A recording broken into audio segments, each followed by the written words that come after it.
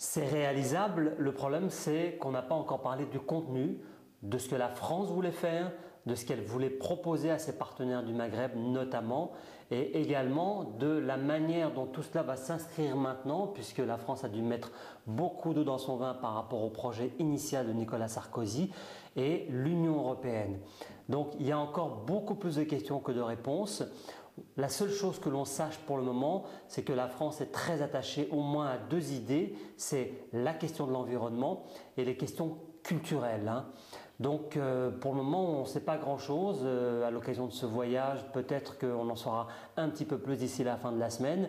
Mais pour le moment, le projet d'union pour la Méditerranée reste un grand point d'interrogation. D'ailleurs, y compris du point de vue de ceux auxquels ça s'adresse. Au Maghreb, quand on parle avec les diplomates ou les personnes concernées, ils opposent un oui poli, mais ils sont extrêmement réservés parce qu'ils ne comprennent pas très bien pourquoi est-ce que sur ce millefeuille déjà très lourd, très consistant, on ajoute une couche supplémentaire et on a la sensation, on a le sentiment que la France a besoin d'exister sur cette question de la Méditerranée au sein de l'Union européenne, mais il y a déjà eu pas mal de frictions, notamment avec l'Allemagne, on s'est un peu fâché avec l'Espagne, avec l'Italie, avec le Portugal, donc voilà, il y a encore beaucoup de questions, beaucoup d'interrogations, beaucoup d'incertitudes et ce projet est loin d'être abouti. Ce n'est pas du pragmatisme, ça c'est du cynisme. Parce que l'idée selon laquelle on ne peut pas concilier les droits de l'homme et la démocratie, c'est une vue de l'esprit, c'est une aberration. Est-ce que la France, est-ce que l'Allemagne, est-ce que l'Espagne ne sont pas des pays démocratiques? La réponse est évidemment oui. Est-ce qu'ils ne luttent pas contre le terrorisme? La réponse est évidemment oui. Donc il faut en finir avec ça. Il faut que la France prenne position clairement. On ne peut plus se contenter de dénoncer les turpitudes du régime tunisien sur la question des droits de l'homme. Il faut quand même rappeler qu'on torture dans les commissariats en Tunisie, qu'il y a régulièrement des disparitions, des exécutions extrajudiciaires. Donc on ne peut plus accepter ça. Il faut condamner ce genre de comportement, mais dans le même temps, je ne dis pas qu'il faut rompre, il faut poursuivre le dialogue avec la Tunisie et lui faire comprendre que c'est son intérêt, de démocratiser, que c'est son intérêt de laisser respirer la société. Parce qu'alors, tous les dérapages sont possibles et on ne sait pas ce qui pourrait se produire.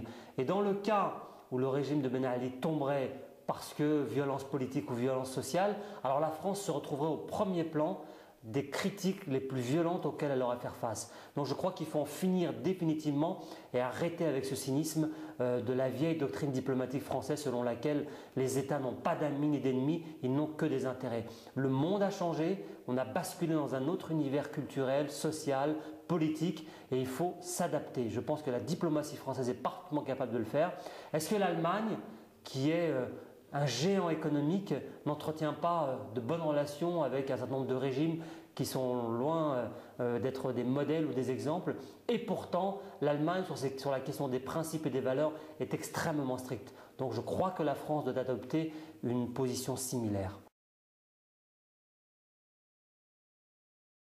Ça aussi, c'est de la poudre aux yeux. Depuis 1974 et la décision de la France de fermer les frontières, en tout cas officiellement, à l'immigration, il y a eu des dizaines d'accords entre les pays pourvoyeurs de main-d'œuvre et la France, singulièrement la France, mais d'autres pays en Europe.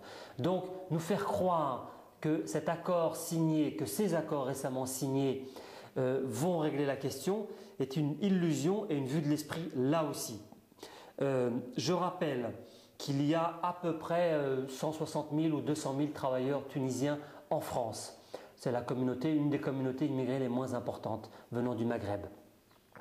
Que donc depuis 1974, officiellement les frontières sont fermées. Mais la question qui se pose aujourd'hui n'est pas celle de l'immigration régulière, c'est celle de l'immigration clandestine. Or, ce que cache la politique de Nicolas Sarkozy, c'est de vouloir trouver avec des régimes comme celui du général Ben Ali, des accords pour sous-traiter, je dirais, le sale boulot aux pays du Maghreb pour qu'ils arrêtent dans leur pays les candidats à l'immigration clandestine, notamment pour ce qui concerne la Tunisie, ceux qui souhaitent partir vers l'Italie, puisqu'on a vu des drames humains terribles vers la Sicile, vers Lampedusa, etc. Tout le monde a en mémoire ces images. Avec le Maroc, on a essayé de faire la même chose. Avec l'Algérie, on va probablement tenter de faire la même chose. Donc, cette idée est moralement contestable et politiquement inefficace. Ces pays n'ont pas les moyens de lutter contre l'immigration clandestine. Ils ont eux-mêmes beaucoup de mal à se dépatouiller, à se débrouiller avec leurs problèmes sociaux internes, sans rajouter en plus la question de l'immigration clandestine. Et par ailleurs, la pression, je dirais aujourd'hui, de cette immigration clandestine, elle vient moins du Maghreb que des pays du Sahel, des pays d'Afrique centrale et des pays d'Afrique australe. Donc la pression vient de plus en plus loin et on ne le fera pas avec des accords bilatéraux. Il faut qu'il y ait des politiques communes en Europe sur ce sujet-là et il faut que les Nations Unies s'emparent de ce dossier pour mettre en place des politiques publiques. Il faut fixer les populations là où elles vivent. C'est la seule solution. Parce que sinon on continuera à avoir des crispations dans les sociétés réceptrices de main-d'œuvre étrangère et on aura des drames humains en Méditerranée, dans l'Atlantique, etc. Donc je crois qu'il faut aujourd'hui lancer un appel, notamment aux Nations Unies, pour qu'elles s'emparent de ce dossier et pour qu'elles soient le coordonnateur d'une grande politique internationale sur la question des flux migratoires.